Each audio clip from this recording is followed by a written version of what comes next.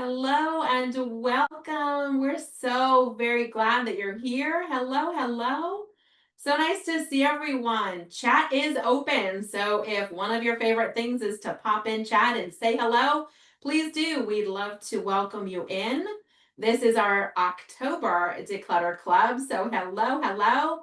We've got Joe. It's so good to see you. Let's see who I can call out as we're getting started. There's my friend Lisa. Joe's here. Kimberly. Oh, Laguna Niguel. Oh my gosh. California is calling my name. Teresa, Berkshire County. Perfect. Judy, hello. Bonnie, great to see you. South Jersey. We're not too far from one another today. Lovely to have you here, Carol. Yes, we're excited. El Wall, tonight's program. Hi, Carla, Annette. Oh my gosh, there's who did we miss? Charlene and Elizabeth. There's Adair and Suzanne. Hi, Susan and Jan. CS, yes, Yom Kippur for those that were celebrating. It's ending. We're ready to have that fresh start. So, Ruth, Irene, Catherine, Ann, hello. We've got New York City here. Everyone's coming in. Pat, you're right around the corner from me. We're both in Scotch Plains. What a small world. Welcome in.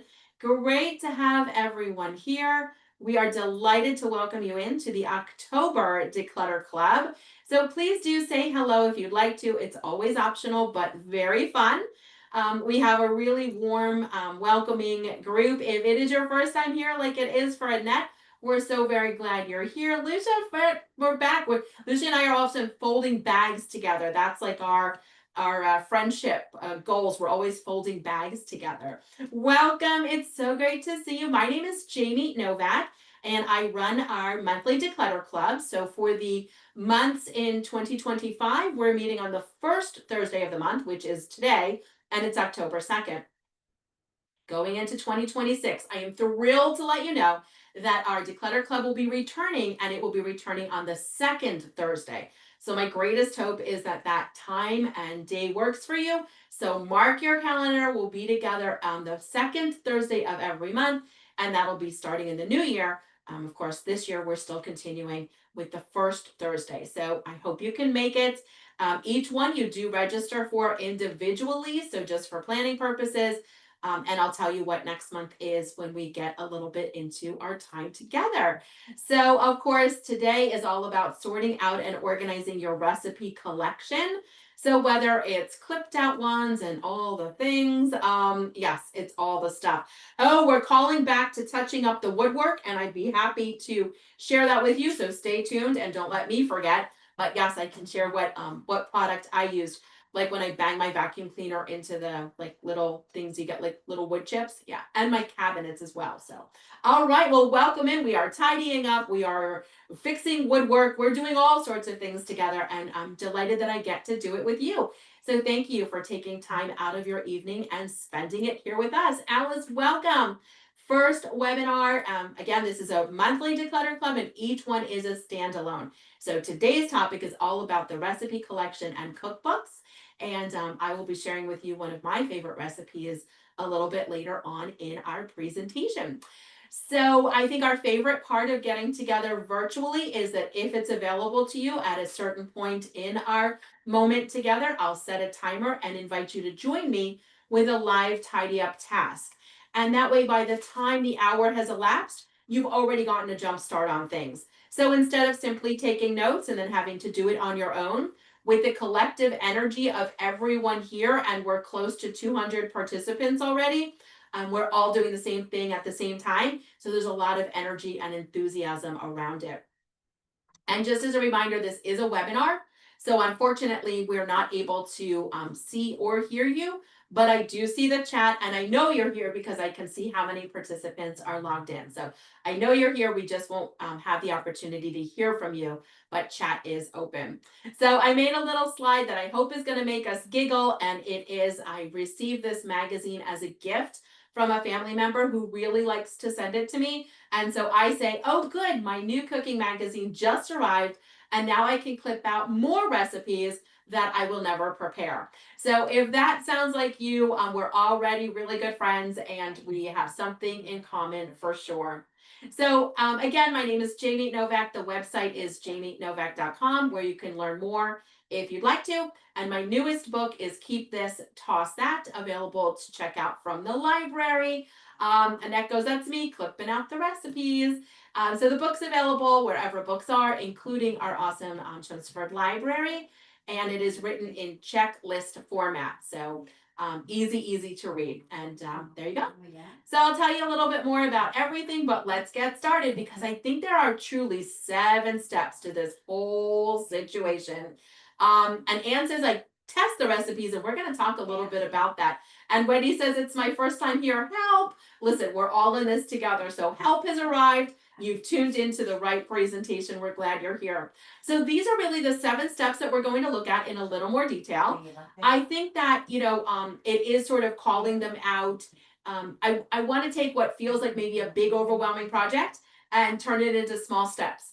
The same way you would imagine taking a large recipe and doing 1 step at a time, or planning like a big holiday dinner and doing 1 step at a time. We're going to break recipe organization and cookbook organization into 1 step at a time. So here they are: prep, declutter, sort, store, scan, make, and maintain. So we've got a lot to cover in our time together. We don't have a moment to waste. Let's continue on.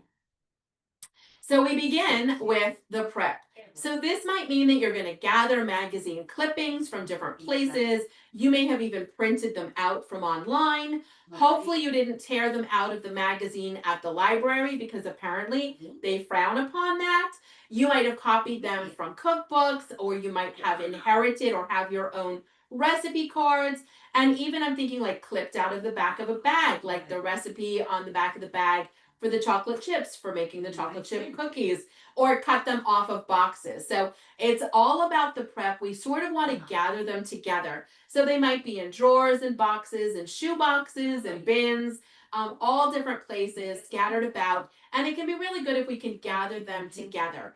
If it feels too overwhelming, we'll just start with the ones you can see, and we can always blend in others as you find them. So it just depends on how large of a collection you have. And I'm guessing, my shoebox collection was about 4 shoeboxes large at one time. So I'll tell you, these are the steps that I took personally to pare down my collection. So we start with the preparation. Wendy's just giggling, going, when has Jamie been in my house? How does she know? Is she looking in the windows? It feels like, yep, that's right, we're here, right? This is just how it goes. So whether you've got a handful or you've got a room full or anything in between, these are the steps. And first we prep. So you'll notice that I didn't try to get you to let any go right now because we don't even know how many we have. So first we're going to gather them together. So that's our preparation stage. Pretty easy-ish, I think. A really great place to begin. Okay. And then from there, now we're going to come up with our criteria for decluttering. So decluttering is sort of like the action where we're taking a lot and paring down to fewer. It might be that you discard 2. It might be that you discard 2 boxes. It just really depends. But any step is a step forward. So I'm a big fan, but we absolutely want to declutter. So I think a really great step here is to come up with the criteria for which ones get to stay and which ones maybe have to go. So I'm going to share the criteria that I used. You may not feel the same way, but when you pre-decide, right? So I think of pre-deciding almost like if I'm going out to dinner, I always want to know where we're going so I can look at the menu, because I'm not good like on the spot of like picking something because everything sounds delicious. And then I end up just choosing something. I like to sort of anticipate and plan what it will be, and maybe even call to, figure out what's maybe more of their specialty. So it's kind of the same thing. We're doing this in advance because on the spot, if I asked you, keep or toss this one, and we might get like, I don't know, I'm flustered, I'm not sure what to do, I'll just keep it, or I'll just discard it. And I wouldn't want you to regret the decision. So we're going to come up with some criteria. And for me, these are the pieces of criteria that I used. So this is what it looks like. Won't try, don't like. Which you'd be surprised how many of these recipes I ended up keeping in a stack with the other ones. And then I look at it and I'm like, wait, I don't even really like this. Why did I clip this out? I would never enjoy this. I'm absolutely not going to try this recipe for whatever reason. And so we're going to look at some more, but number one on our list, if you don't like it, why are we keeping the recipe for it? And then number two on our list, expensive or unusual ingredients. This is just simply because if I needed a smidge of saffron, which I honestly really like saffron, but I'm not exactly sure always where to buy it, it's usually very expensive. Then I only need a tiny bit, then the rest goes to waste. I don't even know if it freezes well. It's just not a good choice for me. So if it's a super unusual ingredient, a very costly ingredient that I can't get a small amount of, then it's probably a pass for me. So expensive and or unusual ingredients. Typically, I think of that as things that aren't usually stocked in my pantry. So I would go to make it and then go, oh, can't make this. I need to go buy something to do it. And then guess who's not buying the thing? Probably because I forgot to buy the thing and then I can't make the recipe. So unusual, not common, not always having, or expensive. Oh my gosh, we're really hitting home for a few of you that are sharing in the chat. Thank you so much for just putting it out there. And you're like, yep, that's me, right? And then we can figure out what to do from there. Number three, too complicated, needs a special appliance.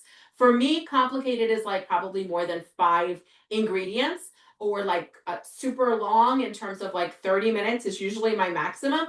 Some of these require like start it and then let it set and then come back and then do this and then come back again. I mean, I'm not on one of those shows like on the Food Network, or it's not my thing. I like a quick recipe, just a tried and true, put it together. I have the ingredients, it works every time, everyone likes it, and we're moving on. You may feel very differently. You might be like, but I love the idea of trying something new that is going to take 4 hours. And I love the methodical nature of putting it together. And then, of course, it's also eaten in like 20 minutes, which is also kind of sad to me because I'm like, I just spent all day cooking this. But if you love that, then I want you to keep those recipes. I'm not here to say get rid of any one particular recipe. I'm just inviting you to consider how many. Oh, Anne says marinating overnight. Oh, yeah. How many times? I would probably say I could count it on like maybe one hand, like maybe up to 5 times. And I've even marinated it. Then I forgot I marinated, never made it. And then it's just, and then I'm like, what was this a week ago that's now turned into a science experiment? So, oh yeah. Tiana's going, oh yeah, this is me.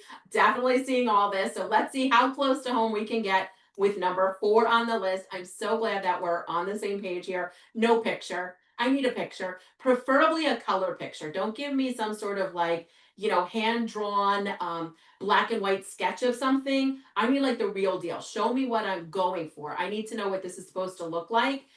It's almost like on that one competition show where everything's under like a gingham tablecloth, and then they're like, pick up the tea towel and make this, but there's no picture. There's half the ingredients, half the recipe. I don't know what we're doing. So I need a full color picture. I'd love it if it's like a whole page picture. I need to know what I'm aiming for. How will I ever know if I've made it right if I don't have a picture of what it's supposed to look like? I need to know like what colors we're going for. I need to know a lot of things. So I prefer a full color picture. And if you do too, then criteria is no picture. It's not staying. Yeah. And Annette says, I need the picture, even if I don't like get it to resemble it exactly, totally. But at least I knew what it was supposed to look like. So there we go. And the last one's on our list, duplicates. I mean, this one's pretty like self-explanatory. I think about chocolate chip cookies, which honestly I really like. Are we a nuts in chocolate chip cookies or no? Let us know. Weigh in the chat. Are we like, what is it, walnuts in a chocolate chip cookie or no? Are we more just like only chocolate in a chocolate chip cookie? Do we do like a white chocolate pecan? And then is it still a chocolate chip cookie? No nuts. Yeah, no nuts, right? Okay. So yes. Oh, and then Susan's calling out a really good point in the chat. And she says, listen, I take like these same criteria, design it for whether it's crafting or anything else. You can decide in advance. I know we're talking recipes, but if you're like, I don't wear shoes that pinch me or have too high of a heel, decisions made. Oh my gosh, there is a great debate happening. Lots of nuts compared to no nuts and only dark chocolate. I think we're the debate is on, everyone. Weigh in the chat. I feel like it's 50-50. This is interesting. I kind of felt like it was going to be a landslide one way or the other. And I feel like it's 50-50. This is tricky. If we all get together in person one time, and wouldn't that be amazing? And we all bring cookies, everyone's going to bring their own kind because it seems like everyone's making them just a little bit differently. Yeah, interesting. Well, thanks for weighing in. The debate is raging on. So duplicates. So every chocolate chip cookie recipe, because this one's crispy on the outside, this one's gooey in the middle, this one has chocolate chunks. I only ever make my mom's, which by the way came from the back of a bag of chocolate chips when I was like really small, and it was pink, and that's the one that's taped to an index card, and that's the one I make. I don't need all the other ones because I don't make them. I think I'll make them. I wish someone else would make them for me. I want to make them. I actually just want to eat them. I just want to eat them. I don't actually want to make them. So duplicate recipes is another really good one. Finally, on our last two on the list, easily available elsewhere. Easily available elsewhere. And so this is the idea that if it is in a cookbook that you're keeping, if it is available online, if you have it in your phone, if you go to the website, if it's easily available elsewhere, then I don't know that we need our own copy of it. So easily available elsewhere means you can easily access it and not have to keep your own printed copy. So there you go. Oh, now we're going charcuterie platter, and now I'm getting really hungry. Thanks, everyone. And then, of course, number 7, just to make us giggle, we wish someone else would make it. And there are so many recipes that I've clipped out, usually when I'm hungry, and I'm like, that looks good, that looks good. And really what I want is just to eat it. I don't want to actually have to make it. So I just wish someone else would make it for me. So that's a totally different list. And so L Wall's making me giggle, says easily available at the bakery. Yep, there you go. Easily available at the bakery. I don't need any of these recipes. I can just go over there and get it. Absolutely, right? I feel like that's probably true for all of them now that I'm thinking about it. What a good point. Everything here we could just go buy. We don't have to make anything. But I suppose we do want some. So I think the goal is to pare down by 50%. I think that's a really good, maybe manageable number. You might say, Jamie, I, I need more recipes than that. 50% feels very harsh. It's a little ruthless. No, thank you. No, no, no. I want to keep more. Great. Then you're going to pare down by a third. You'll find 10 to let go of. And if you're like, oh, 50%, I think I could do even, more than that I can find. So you might actually say to yourself, I'm going to keep this one box full, this one container full. And we'll talk a little bit more about how to store them as well when we get to that part of it. But right now we have the goal of paring down. And if you don't have a number or a container in size, I'm saying 50%. Now, our friend here, and I don't want to call out a name because some of these comments are anonymous, so I never know if you actually want me to say your name. So I'll just say, but the comment is 400 cookbooks. And yeah, so that might be, can anyone beat 400 cookbooks? First of all, you're going to spend the next hour counting the cookbooks, but let us know if you think you come close to that 400 number, because I feel like that might be a top number. And so maybe you can or can't part with any of them. And if you love every single cookbook, then I say keep all your cookbooks, but then you'll probably have to maybe find something else to part with so we can make space for the cookbooks. Because I want you to have things that make you happy. And if it's the cookbooks, Elizabeth's saying way more, thousands. Okay, Elizabeth, we might have to talk. We might have you stay after the program. We're going to chat. But if that's your thing, that's your thing. Enjoy the cookbooks. Don't let me take your cookbooks away. Display them, use them, don't use them. If they've got a layer of dust on them that you can write your name in them, but you just like looking at them, great, especially like the vintage ones. And some of the vintage ones actually have some monetary value. So all the things. I love this. So now we're having a debate of how many we have, and we're seeing who could win. I feel like that's probably not the trophy we're trying to go for, but if you love them, let's keep them. Maybe a goal of 50% or some other goal. So now we're going to sort. And if you are wondering, is Jamie going to actually give me categories? I am. It's going to be one slide coming up. You're more than welcome to, if you want to. If you had like a device nearby and you wanted to take a picture of the screen so that you can see my categories, you can. I'm just going to let you know that I over categorize by a lot. So there's going to be a lot of categories. And that's because my feeling was I used to have them in broad categories and then I couldn't find anything. So I went with like micro categories, and it allows me to find an example of that would be like a hot salad versus a cold salad. Because that matters to me. If I'm taking a salad somewhere and I know it can keep it warm versus I can't, it depends on the season. So that's important to me because that's how I would pull a recipe.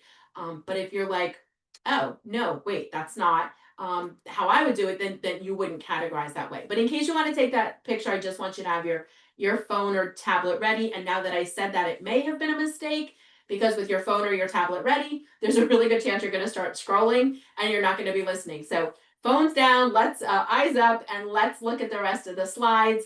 And here we are for sorting. So if you're going to kind of dive in and do the sorting, you could take like little notes. You can make like scrap paper tent cards and write the different types of recipes. And that way you can sort if we're talking about quite a few of them.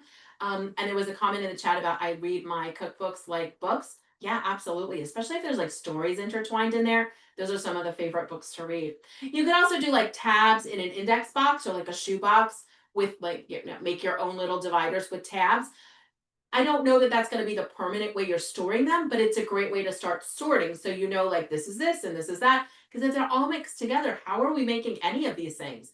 And we're probably not. And if you're not, then why are you keeping them? So if you want to, I love that. Wendy and I would be really good friends because she has mostly dessert cookbooks. And yeah, hello, that's me. I love it. Thousands of digital recipes. Yes. So they don't take up as much space like physically in your home, but they do take up storage space no matter where you have them. So that's one of the things we'll be looking at in terms of if you are storing them digitally, because that's like a whole other part of this for sure. So, yep.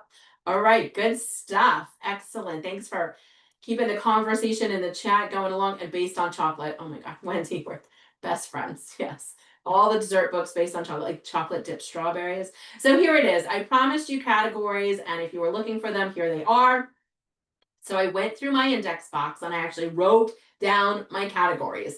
So if you're like, whoa, wait, seriously?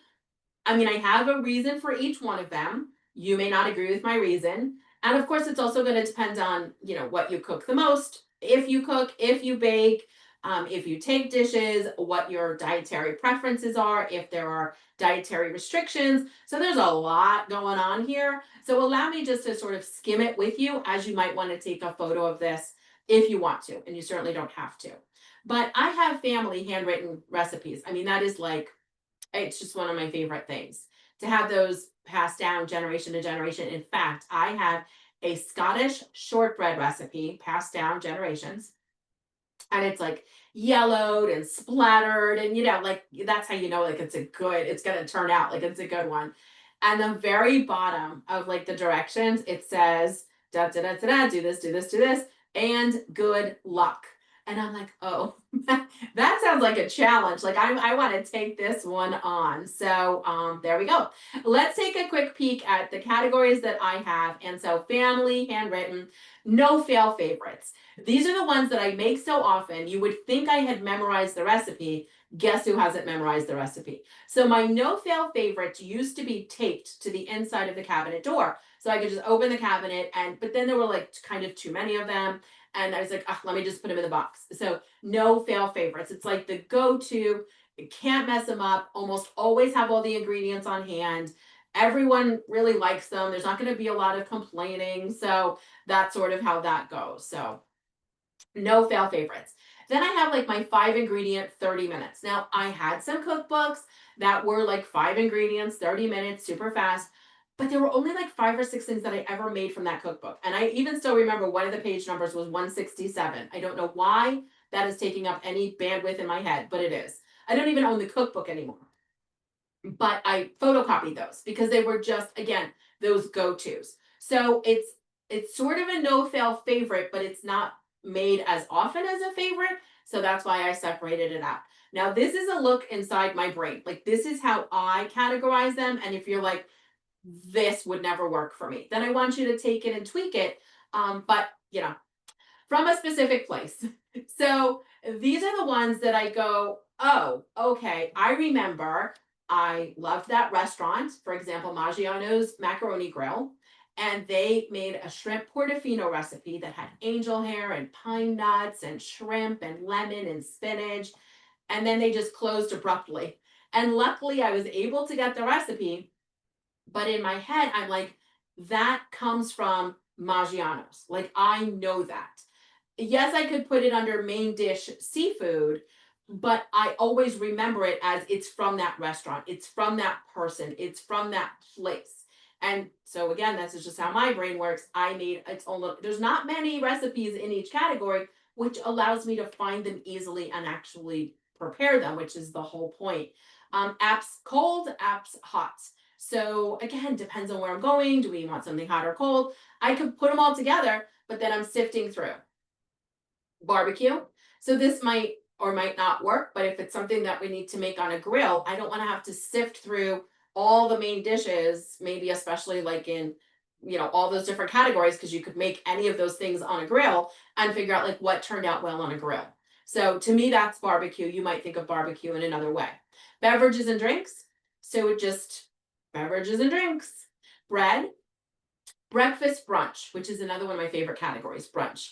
Um, I don't often make anything from this category, but I want to eat all the things from this category. So it's like the stuffed waffle and stuff like that. So breakfast, brunch. Canning, I'll just be perfectly honest, I've never canned anything. But I always think I will can something. So when I find a really cool canning recipe, I'm like, let me put it under canning. Craft is like if you're gonna make sort of like the clay that then you can smush a handprint in, or like it's not for consumption, it's for crafting, but I have a lot of craft recipes, like how to make gigantic bubbles and all sorts of things. And so I need those separated out. Many of you have met our rescue dog, Delilah. And so, yeah, cooking for her a lot. And so this is like her section. So it's her, dog ice cream. I mean, I guess everything there is also people, but it's specific for dog. So she loves it and it won't make her sick. So we've got ice cream and, cookies and her cupcake when it's her birthday and all the things. I say entertaining. You might say, Jamie, all of these could be made if you're entertaining. I hear you. But what I'm saying is specific to like sometimes it's a whole menu. Like if you're entertaining on this particular day, you could make these things. And that's where like the charcuterie board would come in for me. Like that would be entertaining. Where else would I put it under apps? Maybe, but would I think of a board as an app? I don't know. And so I'm thinking it's the kind of like fancier things that I would put out for company. So entertaining. Freezes well. Not oftentimes for me, but it's usually something I'm taking to someone. At it, maybe they're not feeling well, or there's something going on in their life, and I'm just trying to help out. And I'm like, well, this freezes really well, right? There was a line from one of my favorite movies, Steel Magnolias, right? She's like, I need something that freezes well. So that's what I always think of. Holidays. So this is again, any of these things could probably be holidays, but I'm like super specific because it's maybe the hot dog wrapped in the crescent roll that looks like a mummy, something like that. Like to me, that would be super holiday specific, sometimes for children, but also just because you cut the cake in a certain way and it makes it look like a snowman. And then you're like, well, that would be great for the holidays. So I have a holiday section. And then very quickly, we'll look at the other side. Lunch is lunch, right? So I don't know, do you need a lunch section? But for me, I'm like, oh, that would be on the lunch menu. I would look under lunch. Then main dishes done by their main protein. Picnic.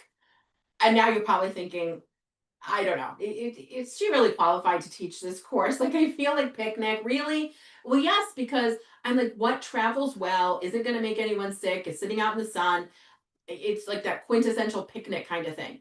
I'll just also say I've never canned and I've also never made anything from my picnic section, but I have high hopes. I also have a picnic basket that was a wedding gift. We've been married 20 years and still haven't gone on a picnic, but my hopes are high. This could be the year. Pizza. I mean, it's pizza, but it's the Nutella pizza. It's all the pizzas. Salad, cider veggie, slow cooker, air fryer. If you have like specific appliances and they make, specific recipes geared towards that appliance, this would be great. Smoothies and juices. Yes, we actually have a juicer. We actually use the juicer. Soup and stew, you might say, but those are two different things. Then they can have two different categories. Then I do my sweets by cakes, pies, ice cream, icing, and cookies. I'm a big baker. I bake for all the family things. And in a little while, I'm going to show you the cake recipe that's been passed down through our generations. Vegan, vegetarian, we have a lot of specific dietary needs in our family, and then gluten-free, paleo, or anything. So I hope that helps. This is just what mine looks like. So yes, it is a lot of tabs, but each tab has fewer recipes behind it, which means I can find what I'm looking for usually. So there you go. And then we store them. So I mentioned favorites inside of a cabinet door. That often works really well. You can do a traditional recipe index box. You can tape them into a spiral bound notebook. You can do an accordion file or a 3-ring binder with like clear plastic sheet protectors. And you can almost do like a scrapbook journal style where you're telling us, and I do see my typo there, so thank you, where you are like journaling, like, when you made it, why. So it almost becomes like your own personal history, and then also scrapbook, and also like who came to dinner and what we did. And so like a little food memoir, I suppose, right? Which would kind of be fun. So here's just some examples. These are all pulled from online. So you can see this is like where you slip in the recipes that you might be more familiar with, the recipe box, and an accordion file folder. Accordion file folders are tricky. I think they're great for when you're actually sorting them, possibly, but storing them in there, I find they get stuck and then I can't find them and it's a deep pocket. And I just really haven't had success, but I can say for sure the snap together box is probably the one that you don't want to choose. And I know this for certain because it's the one I had. So I snapped it together, put all my recipes in, and we're talking like 100+ recipes. And then I picked up the box. And guess what happens next? If you thought they all fell to the floor, they all fell to the floor. And do you know what I did? I took another box, I shoved them all in a box, and I put it in the cabinet, and I was done. Because I had just spent all this time and energy. They were like perfectly organized. And it took me months to get up like the interest and get over that to be able to do it again. And then I did, and now it's fine. But the box is no longer with me. Now, of course, we can digitize, and I mentioned in the earlier slide, we mentioned it as scan. So scan, digitize is sort of the idea. And so this is where you can, take a photograph of it, right, with your phone. So in good lighting, with your, your phone directly over, so that you're not getting any sort of like, distortion in the words and the numbers. So directly over it or directly pointing towards it, just take a photo, and then you have the photo copy, the digitized version of it, which then you can text to others. You can send it to your own email. So I will often send a photo of a recipe to my email. So I'm emailing myself. And then in the subject line, it says what the recipe is. And that way, when I go to my email and I'm like, oh, remember that recipe for the thing? And it was the popcorn. I can type in the word popcorn because I sent the email to myself with the subject line popcorn. And then the recipe comes up in my search of my email because I use the keyword popcorn to find it. So you can take a photograph. You can leave the photograph in an album on your phone. You can just leave it in the pictures of your phone. You could email it to yourself, and that way you can also share with family and friends. If you do have a Pinterest account, Pinterest is a free website where you can log on, make an account. It's sort of, I would imagine it best, like when it first came out, it was sort of described as like an online cork board, right? Like an online bulletin board. And that's sort of where the name Pinterest, like pinning things. So it's the digital version of that, which allows you to save recipes from online sources on your own board. And then you can share boards with others if you wanted to. You don't have to, it can just be totally private. But if you're like, I want to share one with my family members so we can both see the recipes, you could. And then saving them online, which would be like bookmarking or favoriting them. So when you're looking at an online website and there's like that little star or that little bookmark icon or book icon, if you click that, the outline usually fills in so you know you've done it correctly and you've saved it. So that allows you to sort of go back and do it again. So there you go. So a couple of different ways. You may have a different way of doing it. You may have an easier or more favorite way of doing it, but different ideas. And then I would choose one, right? One system. So you always know the recipes will be there. If you do multiples of these, the challenge is you're like, well, is the recipe there, there, or there? And then we've sort of created the clutter again, but the digital version. So not as ideal. Now, I do want to just call out copycat.com, and I want to draw your attention to the correct spelling for this particular website, cat being spelled with a K. So cat being spelled with a K. So copycat.com, and remember I mentioned earlier that the Maggiano's, Macaroni Grill had the shrimp portofino recipe that I really liked. This is where I found it. And then I was able to confirm that, yes, it was a correct recipe. So if you're looking for the spice rub or the coleslaw or how they do the chicken or what's in this, it's mostly chain restaurants all across the country. So copycat.com is one of my go-to websites for the recipes. And then I don't feel as tied to a lot of the cookbooks and my own clipped recipes, which has been really helpful. So I'm wondering if you are ready. It's just about halfway through our time together. and it's the perfect time to play a little decluttering game.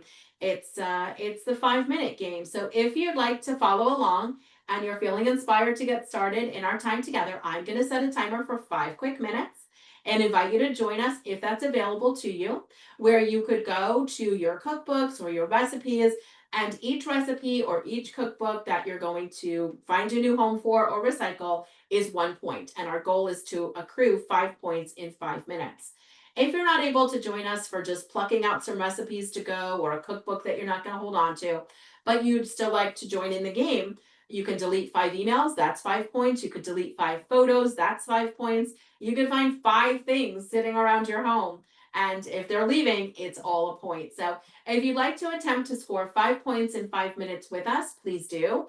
And I'm not going to share anything new while we're gone so that you can focus in on playing the points game with us. So we're going to begin our points game, and we're going to get started in 3, 2, 1, and go. Our timer's ticking, and you're invited to accrue 5 points in 5 minutes. Let's do this together. Timer's ticking, everyone.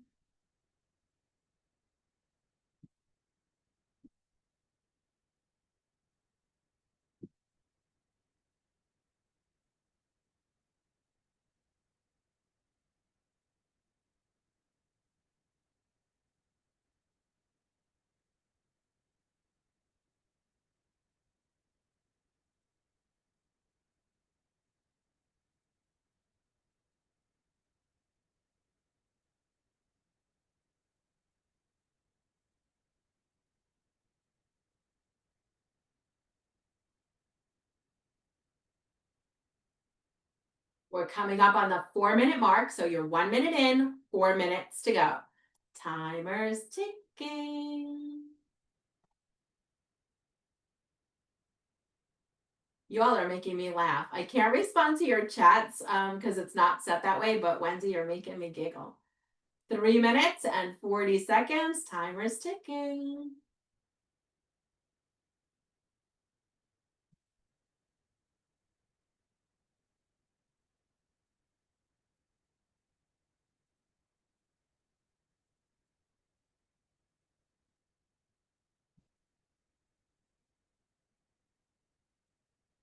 Timer's ticking, everyone. No pressure. Just go slow. You can do this. I'm cheering you on. We're going to be coming up on the 3 minute mark. You're not even halfway through. So if you've already found a few, you're well on your way. 3 minutes to go.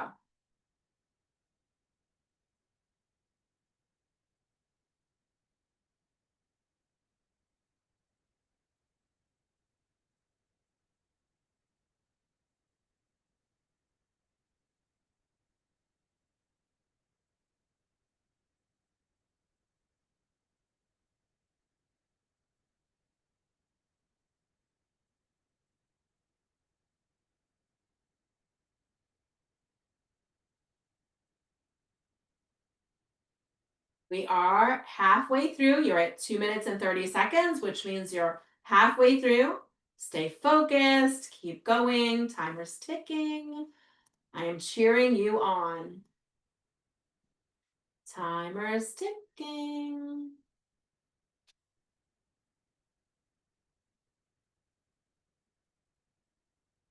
And we're coming up on that 2 minute warning. So see where you are. Maybe nudge yourself to find 1 or 2 more things to go. Timer's ticking.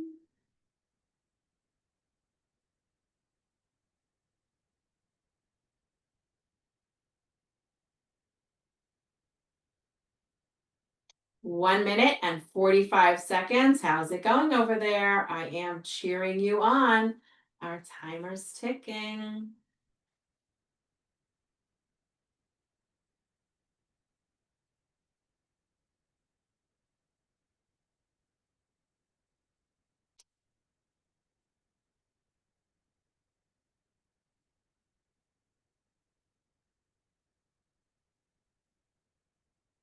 One minute and 10 seconds.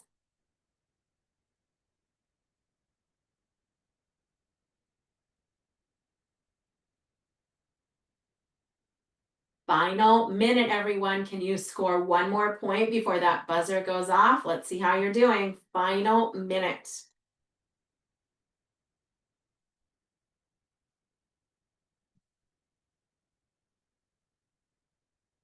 50 seconds. You're doing great.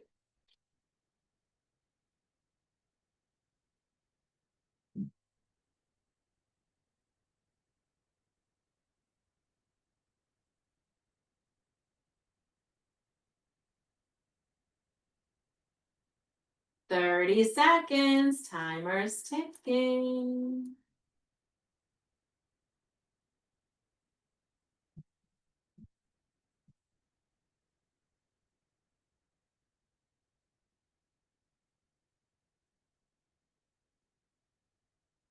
Oh, excellent choice. Teresa found some menus. 10, 9, 8, 7, 6, 5, 4, 3, 2, 1. And we are done. Gonna pop a little confetti for you in celebration of a job well done. So 3 little confetti pops, and wowza, it's happening. So, what all did you find? Join us in chat with your success stories. How many points did you score? Let us know. What did you find? Oh, yeah. Favorites, Irene, excellent choice. Menus for Teresa. We have been busy. Oh, Kyle's got 15 points. That's awesome. 9 points. I'm so impressed. May I just remind you that was 5 minutes? And so if we spent like 5 minutes of dedicated burst time, even once a day, recipes and then other categories, what would change? And I'm guessing quite a lot. So thank you for sharing. We are still accepting success stories in the chat. So bring them on. We always love to hear that. So there you go. All right. Yes, we will take a look at some of the slides that are being requested. We do have to continue moving forward, but I'm very happy to review them. Recipes I printed, I'll never make so long. Only 5, but that's totally fine. I mean, 5's great. Some may have done more, but we're taking 5. If you did 1, we're still happy. Every step forward is a success. 10 points. Woohoo! 8 points. 9, 15. You all, this is amazing. I am impressed. So right, that was 5 minutes. Imagine what changes when you focus in on these little bursts of time. It's pretty impressive. I love it. Okay. Yep. All good stuff. Adair's on a roll. So let's continue on. Then we'll circle back. There was a request to look at the categories again and also the storing options. So we will certainly do that for you. Right now, let's take a look at family recipes in a book, making it a gift. And so this is the idea of, if you're familiar with the books that are made sort of like photo books, and they're like a vacation, right? So you upload your vacation photos or you upload family photos, and then you make a book of like photos, and you can even print next to it. You type in, like, this is when we were over here on vacation over here, and this is so and so at age whatever. You can do the same thing, but it would be uploading a picture of the recipe, and then on the side page, if you wanted to, you could describe what makes the recipe special, who came up with it, how it was passed down, pictures of it made, so you could actually make like your own family cookbook. I think it makes a lovely gift. You could have them made for the upcoming winter holiday season, and hand them out to family members, especially if you have family that's always like, do you have that recipe, and remember that green bean recipe, and so they'd all be together, and what a lovely little cookbook. This is also great if you belong to like a book club or a cooking club or just an organization, and everyone sort of puts their recipes together. Those are some of my favorite books to look through, where it was like a social group made a book, and then you're like, it's all their very best recipes, which is like the best book ever. And then, of course, if you're familiar with Etsy, which is www.etsy.com, ETSY, Etsy.com, it's the second bullet point there on the slide. And there are very talented crafters that can make a wide variety of items for you, again, as gifts. So you might be really talented. These are things that I wouldn't know how to do, but they can take a recipe and transfer it onto a kitchen tea towel. They can apply it to a cookie jar, and they can even put like the picture of the person who made the cookies, and then it's the cookie recipe on the cookie jar, which is a gift, but then also a sentimental gift. They can put it into a casserole dish or a pie plate, or etch it into a cutting board or a charcuterie board. I mean, the possibilities are endless. And so you can just go to etsy.com, type in something like, family recipe gift, and then all the different options come up, and you can go ahead and then select whichever one and send your recipe along. So really fun ways to incorporate really special recipes, including this one. This is a cake that has been passed down in our family for years, and it just always turns out. It's one of those ones that everyone's like, wow, is this store bought? It seems, like it's been custom made, and it has a high degree of ability to really mix and match. So I'll leave this up for just a moment in case you want to jot it down. So you're using the dry cake mix. That's probably the most important part here. You're using the dry cake mix. And to the dry cake mix, you're adding a cup of flour, cup of sugar, cup of sour cream, cup of water, 3 eggs, a tablespoon of flavoring or extract, and then a generous dash of salt. And then you're just mixing it, preparing it according to the box directions, but you're using the dry cake mix only. So it's the dry cake mix plus all of these things. Oh, yes, I love this. So many great comments coming in about like these cookbooks from different groups, and they're like the best. And this one's from every first lady, and now that's so special. I just, right? These are the recipes we love, not like some random recipe we just saw one time and printed out. So these are our tried and true favorites. And then you just bake it according to whatever pan size and oven, according to the back of the box, but you're just sort of adding to the dry cake mix. And so, of course, you could imagine it could be something like a chocolate cake and peppermint. It could be raspberry and almond. It could be, strawberry. Yep, cupcakes works out perfect. I just made these as cupcakes for our family get together 2 weekends ago, and it worked beautifully. So, however, the back of the box allows you to make it, mini loaves or round ones or anything else. Yep, any way you want to make it. You could do layers, but it's a denser cake, so it's a very moist, dense cake, and then it doesn't fall apart. So icing it is really easy because it doesn't like crumble. Freezes beautifully if you need to freeze it. It's just been a winner every time I've made it, which is multiple times a year because I'm the baker in the family. So there you go. So dry cake mix, you add to that a cup of flour, cup of sugar, cup of sour cream, cup of water, 3 eggs, a tablespoon of flavoring, and then a generous dash of salt. Then you follow the box of the, back of the box for everything else. Any brand, so it's whatever you want to do. You could do 2 8x8s, you could do 1 9x13, you could do rounds, you could do cupcakes. You're following the back of the box for all the other directions, but you're just taking the dry cake mix from the box to make your own batter. So you're just going to follow the back of the box, whatever it says for, bundt pan would be great. You could do anything. And so whatever the back of the box is, you can do cupcakes, you could do mini cakes, you could do a big cake, just anything you want to make. So it's just making the batter. I hope that helps. Yeah, there we go. Okay, fantastic. It does make a little extra batter because you're adding 4 cups of more things to it. So I just do like 2 little muffin pans on the side, 2 little muffin cups, and then I can like taste it too to make sure everything's good. So there you go. And then Annette might have the best comment of the night. Everybody deduct a point for adding a new recipe. And I cannot laugh harder about that. I've never thought of it that way, and I will never not think of it that way going forward. So thank you. That was fantastic. So now we want to start making the recipes, because what's the sense in keeping them if we don't make them? And there were so many lovely comments earlier in the chat about, but I want to make the recipes, or I am making the recipes. So the way that I do this really for me has been, I have the box of recipes that are unmade, and then they get moved into the filed box once I make them. So there's nothing in my very, very well categorized box that hasn't already been tried. So if it's over here, it hasn't been made yet. If it's over here, I've made it. And it only makes it if it was good. I have little notes about, 5 stars, or make this here, or, do this a little differently. If you go to Recipe Land is where you can say what you have, and it will help you make a recipe. It's true. So if you're like, well, I have 2 ingredients and I don't know what I can make with that, they'll help you like figure out a recipe based on what you have, especially if you have something that you need to finish up. So use the recipes. This might look like the first of every month you're making a new recipe, which means you have to look at it, add the ingredients that you might not have to your shopping list, and then make the new thing. And then it can kind of become fun, especially as it's going to get darker a little bit earlier. We're coming indoors. Maybe we're not spending as much time out, in the warmer weather. And it depends on where you're joining us from, of course. But how fun that this could be like our winter project.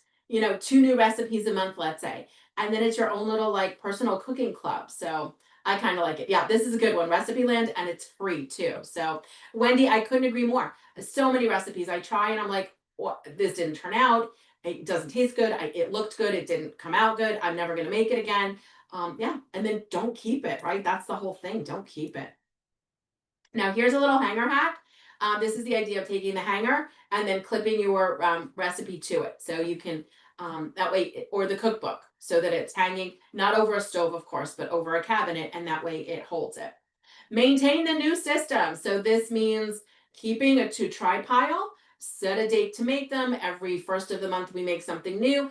And then I don't clip new recipes. I don't. I'll take a picture if I really have to, but honestly, when I got rid of like those shoe boxes of ones that I just knew I wasn't going to make, there was like, I thought I was going to regret it, and I almost wish I had done it sooner. There was like this instant sense of a weight was lifted, and I'm like, so long, not interested. I just felt confident that there's so many other ways of finding awesome recipes, and I usually end up making kind of the same things on rotation a lot. And even if I want to try something new, like going to a party and they're like, oh, can you bring your, famous whatever? Can you bring the cake you always make? Sure, I could try something new, but that's usually not the time to try something new. What if it doesn't turn out? What if people don't like it? And I'm kind of like, if you're known for your thing, you're going to bring the thing. So I don't think there's anything wrong with just like kind of having your favorites on repeat. And then if you want to get super fancy, pull out one or two and try something new. So we want to inventory our cookbook. So turning our attention away from maybe like the clipped recipes and the printed recipes, more towards like the cookbook itself. So again, we're deciding criteria. No pictures, no good for me. Last reference. So you could take a look at and actually stick like a little note on it as to the last time you looked at it. And then going forward, when you look at it again and you go, oh, wait a minute, I haven't touched this in 5 years, right? It will be very clear because you'll have left a note on it. And then you can box them up and give them a best by date. So you could put the cookbooks that you don't think you're going to reference, flip through them just to make sure there's nothing like tucked inside, a good bookmark or another recipe. Box them up as if you're ready to donate them. And then wait and make sure. So 3, 6, maybe 12 months would probably be on the farthest outset. They're already ready to go. You've already made the decision. You've already looked through them. But if you're like, oh, I don't think I'm going to make that cuisine, I don't think I'm going to need those shortcut recipes, and you miss it, guess who can go back to the box and get them? And then on that date, the entire box goes without looking through the box. Otherwise, you're probably going to keep them. I love this suggestion, Annette, saying tape an index card to the inside, almost like you're checking it out of the library, right? Like I read it this time, I did this, I did that. And actually, I really love that scenario. I've used that in a different way. So I love that you've sort of sparked new ideas as well, as to like page this has this one, page this has this one. So I'm like, I kept this cookbook, but why? So a bookmark would kind of do the same thing, but I'm like, I made this and I made that, and that's why I'm keeping the cookbook. I might want to try something else from it versus just taking a picture of that one recipe that I know I make and then donating the cookbook. So as you can imagine, I would be remiss if I didn't remind you that we can always borrow the amazing cookbooks, even read some of them digitally, read the magazines with the recipes from our awesome library. If you are not a library card holder, we encourage you to make sure that you can find your card and you have one, and everyone in the family above the age limit may also have their card, and check out all the things. And if you're lucky enough that Chelmsford is your home library, then let's make sure you have your card available and borrow the books. In addition to borrowing the books and the recipes and the magazines and the cookbooks and all the things, libraries have so many other things to offer us. Some libraries have libraries of things where you can actually borrow cake pans and other, special things that you would use every so often. So, gosh, we should have a cooking club, a cookbook club. And in fact, maybe we can suggest that at the different libraries. So it seems like we'd love to have a cookbook club. Everyone come. And if it's in person, then we get to eat too, which is like fantastic. So the library, Chelmsford Library has coming up a Taylor Swift presentation. And if you're available to join us virtually, we'd love to have you come. You may be a Taylor Swift fan, or someone in your family may be a very big Taylor Swift fan. So we'll pop that information up on the screen, and we'd love to have you join us and log in for that. Well, I think we just need one more minute to see if we can all find one cookbook that we don't absolutely have to keep. And I don't know if that's true. If you love them all, then maybe you'll find one more recipe or delete one more email. But if you were like, oh, that's a whole shelf of cookbooks, that's a whole bookcase of cookbooks, I'll deal with it later. That's a big project. I'm going to invite you to get a jump start and just look for one. So we're going to set a timer for 1 single minute. It's not a race. Don't look for the one on the top shelf. Don't get up on a step stool. Just keep yourself safe. But 1 minute to find one cookbook that you go, I'm never going to use this, or I'm never going to reference this again. Let's begin in 3, 2, 1, and go. Timer's ticking. 1 minute. We're looking for one cookbook.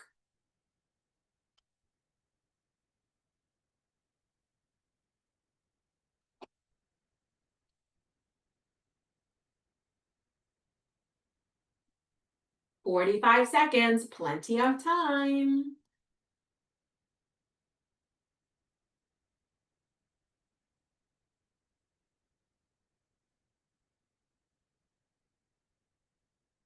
30 seconds. Timer's ticking.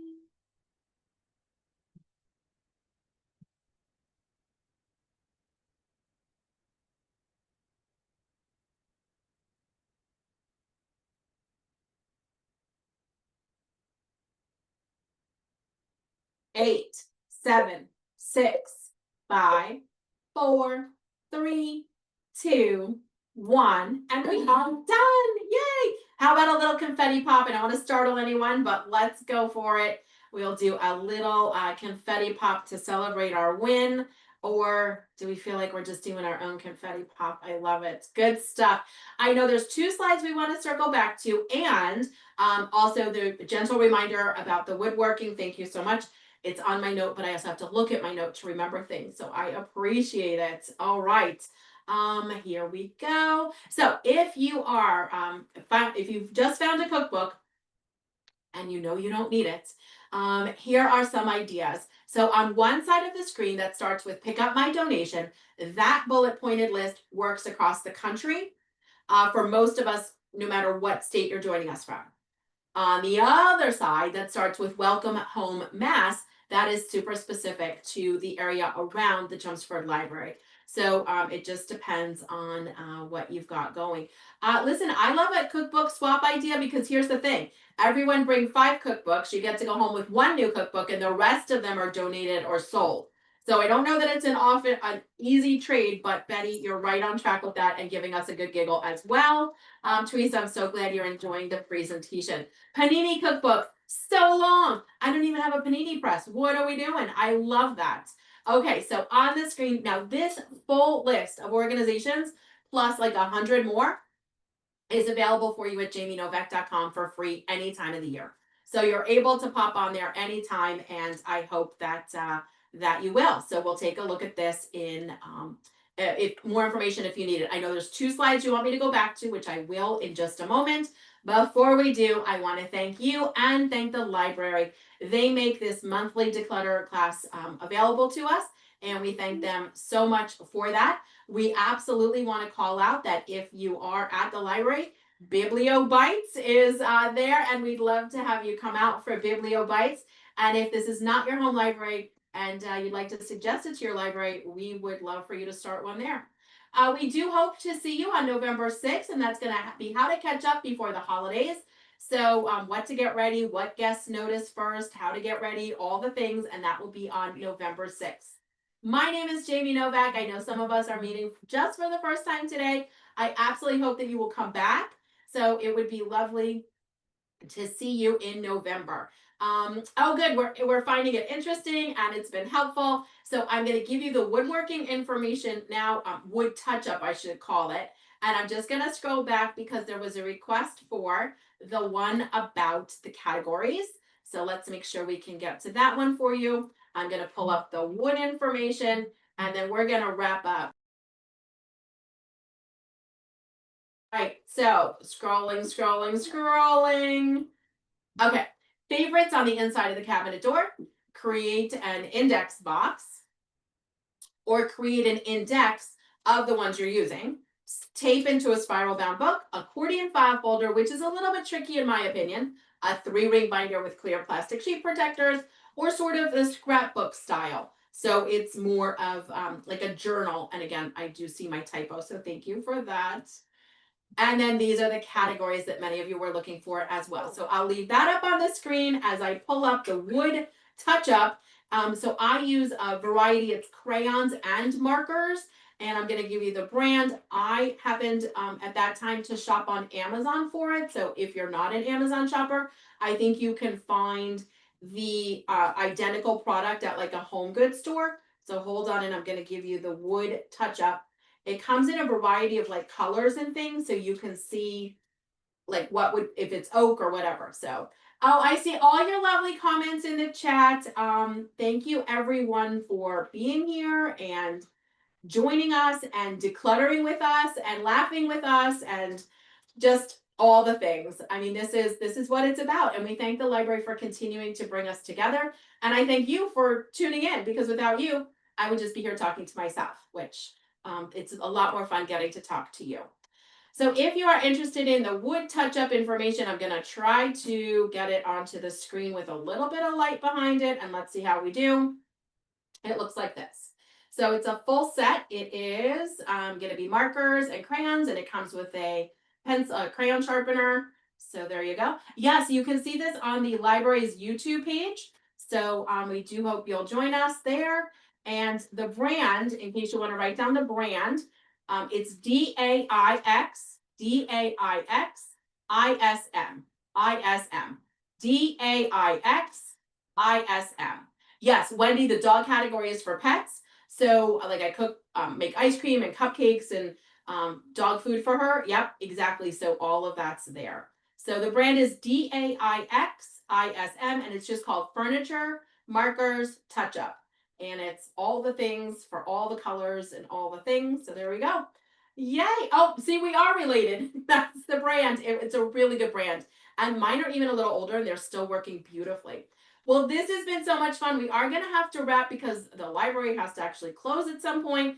As much as I wish we could make this like an overnight event and just keep going, we are going to go again, but it's going to be on November 6th. So we hope you'll come back. Please do go to the library's website to register or visit jamienovak.com. Thank you, library. Thank you, everyone. Thank you so much. Happy decluttering, and let's go make one of those awesome recipes. All right, happy baking, happy cooking, and we'll see you next month. So long, everyone.